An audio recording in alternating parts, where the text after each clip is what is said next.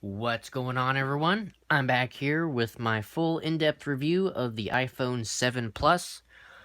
So let's go ahead and get started with the review. So let's go ahead and start with the hardware. So starting with the display, we have the same 5.5-inch diagonal display as we had on the 6S, and the resolution is also the same at 1920 by 1080 with a pixel density of 401 ppi.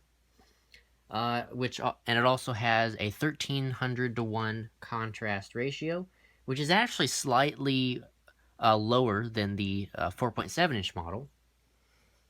It is also still LED backlit with a 16 by 9 aspect ratio with IPS technology, which will still give you very good off-axis viewing. And there's also the brightness has been improved, so the brightness of the display has been increased quite significantly, and the color gamut has been improved as well, so you're going to get much deeper colors and more saturated colors on this display. Moving on from the display, we have our new improved Force Touch home button, so it's no longer a physical clicking button like we had with the 6S.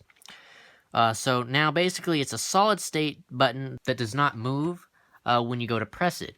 Essentially, Apple uses the Taptic engine to replicate the click and give you the sense that you're actually pressing a button when in reality you're not. Moving on from that, we have the top here, which now you have a new improved front-facing camera, which is now 7 megapixels that can record 1080p at 30 frames per second.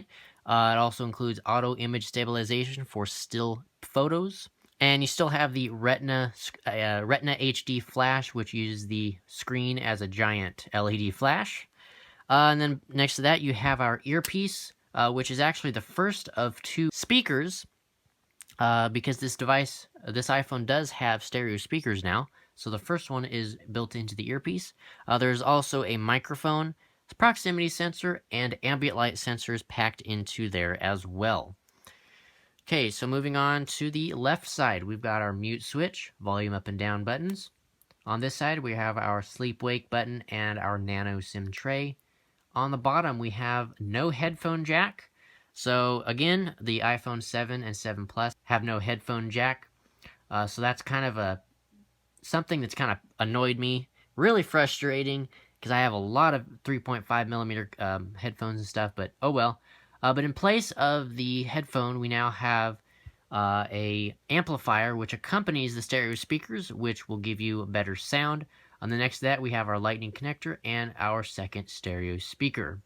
On the top, we have absolutely nothing. And then on the back is where we have a brand new design. So the 7 and 7 Plus have a brand new design on the back. As you can see, the antenna lines are completely redesigned and kind of give it a better and cleaner look. So anyway, we have our Apple logo and iPhone branding here, and then we have our brand new 12 megapixel iSight camera with a dual lens setup.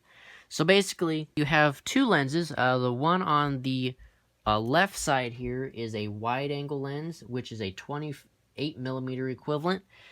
And then you have a telephoto lens, which is a 56 millimeter equivalent, which gives you optical zoom capability up to 2x. And then beyond that, you have 10x of digital zoom. Now, the telephoto lens is actually a little bit worse in low light. The wide angle has an f1.8 aperture, whereas the telephoto has a f2.8 aperture. So the telephoto is not going to give you the best photos in a low light situation. So if you want to use the optical zoom in low light, just be aware that the pictures may not come out as good because of the aperture of 2.8 that the telephoto has. Another cool feature exclusive to the 7 Plus, which is actually not out or available yet, it is a portrait mode that uses the dual lens camera on the 7 Plus. This is not available for the 4.7-inch model, unfortunately, but on the 7 Plus, you do get a portrait mode, which allows you to blur the background behind your subject, giving you a bokeh effect like you would come to find on high-end DSLRs with interchangeable lenses. But anyway, next to that, we have our microphone, which is the second of 3 microphones. There's also one at the bottom and in the front. The LED flash has also been greatly improved. It is now 4 LEDs instead of 2, which is going to be making the flash much brighter and reach a longer distance for your photos. Alright, so let's go ahead and go over the tech specs real quick. So the iPhone 7 and 7 Plus you can pick up in 5 different colors. You can pick it up in gold as we have here. You can pick it up in rose gold, silver, matte black, and jet black. The storage capacities, you can pick it up in 32 gigabyte, 128 gigabyte, and 256 gigabyte, which is a new storage capacity option, and also the 16 gig option is no longer available, so Apple has killed that off. And also, one thing to note, if you pick up the jet black color, it is exclusively available only in the 128 gigabyte and 256 gigabyte storage options, so keep that in mind if you want to get that color. Something new to the iPhone with the 7 and 7 Plus is the fact that it is now IP67 water and dust resistant. So you can take the iPhone into up to 1 meter of water. So basically you can use it in rain, you can accidentally splash it, you could drop it in the toilet by mistake, anything like that, and it won't harm the phone. So you can be rest assured that in any of those circumstances, the phone should in theory be just fine. The processing chip has been greatly improved. It is now packing the Apple A10 Fusion chip, which is a quad-core processor clocked at 2.3 gigahertz. But the quad-core is actually not what you might expect. What Apple's done is they've included 2 high-power cores and then 2 low-power efficiency cores, which is meant to save battery life. So essentially, the phone will intelligently switch between the 2 processors, or the 2 high-power and low-power cores, depending on what you're doing, with also the M10 motion coprocessor alongside it as well. Another thing, the 7 Plus has 3 gigs of RAM, whereas the 4.7-inch model only has 2 gigs of RAM. So now I'm going to go ahead and run a quick Geekbench test. Let's go ahead and start. And as you can see here, the RAM is 3 gigabytes compared to 1 gigabyte on the 6S. But anyway, so let's go ahead and run the benchmark. Alright, there we go. So the test has completed, and as you can see, it gets actually a pretty impressive score. So for the single core, we get 3544, and for the multi-core score, we get 6146.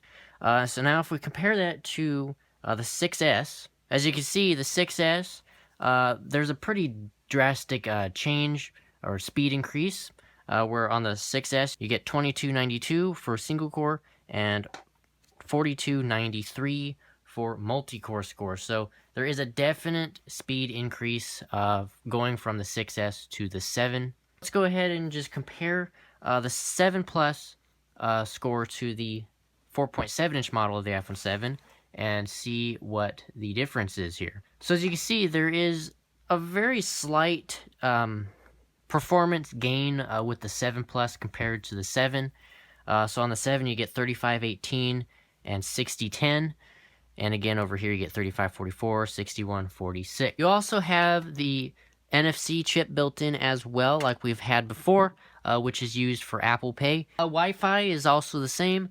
It still packs the 802.11 ABGN and AC Wi-Fi, but it now also includes MIMO technology. Bluetooth 4.2 is also included here as well. The battery life has also been slightly improved over the 6S. So what Apple's claiming, if under normal usage, you should experience about an extra hour of battery life compared to the 6S Plus. One last thing to note is if you do pick up the 7 or 7 Plus, you need to make sure your computer that you're going to be syncing with is compatible. So basically, you need to have, if you're using a Mac, you need to have at least OS 10, 10.9 or above. For PC, you need to have at least Windows 7 and above. And then for iTunes, you need to have at least iTunes 12.5 or above to be able to sync your data. So let's go ahead and take a quick look at some of the exclusive features to the 7 Plus within iOS 10. So let's go ahead and unlock the phone. Press the home button here, and the home screen is exactly the same thing as you'd come to expect. You still have 3D touch options, You can see here you could force press on something like weather, and you get a little widget that allows you to see your current weather conditions and things like that. So that's new with iOS 10. That's a nifty feature. And you still have your widgets and stuff over here on the left side as well, which is also new with iOS 10. But some of the things that are unique to the 7 Plus, however, is if we go into Settings, General, and then we go to this new section here called Home Button, this is where you can customize the click of your home button. Now, I've already gone and made a video demonstrating how to do this and kind of what needs to be done. So if you guys want to check out that video, I will link it in the description below. But yeah, so that's something unique with the 7 Plus because of the Force Touch home button. Another thing is the camera. So if we jump into the camera app, some things will be the same and some things will be different. So as you can see, the interface is essentially identical to what it is on other iPhones running iOS 10, with the exception now of this little 1x button down at the bottom of the screen. And basically, when you click that, that allows you to jump between the wide angle and telephoto lenses on the camera. So right now we're using the wide angle, and if I click it, as you can see now, it jumped in and went to the telephoto. So let me go ahead and put something in screen. So here is the earpods. So right now we're at wide angle. So if I switch over to the telephoto, as you can see, it zoomed in quite a significant amount actually. So then we jump back, we're back at wide angle, and then there's telephoto. And then with the telephoto, you can digitally zoom up to 10x. So if you press and hold on the little zooming button here, so we press and hold, you can now see we can zoom in all the way up to 10x, which is actually quite significant. That's a really good zoom range. And then we can take a picture like so. And then if you want to zoom back out, you slide right back over, and there you go. But yeah, that is basically it for this video. So far, I am really liking the 7 Plus. It is definitely a solid phone. The features that it offers are really nice. Now, if you currently own an iPhone 6s, I would recommend probably not upgrading because there isn't a lot of new features that would justify the upgrade. Now, if you're using an iPhone 6 or an iPhone 5s even, this is a solid upgrade. I would definitely recommend upgrading to either the 7 or the 7 Plus as we have here, depending on the screen size that you want. Those are my thoughts on the iPhone 7 Plus. This has been my full in-depth review, so I hope you guys have enjoyed. Hit that subscribe button right down below. It's greatly appreciated and it helps out the channel. Hit the thumbs up button as well. That's also greatly appreciated. It lets me know that you guys are enjoying my content. And if you guys have any questions or comments or anything along those lines, just drop a comment below and I'll get back to them as soon as I can. But yeah, with that all being said, hope you guys have enjoyed this video and I'll see you guys in the next one. Peace out.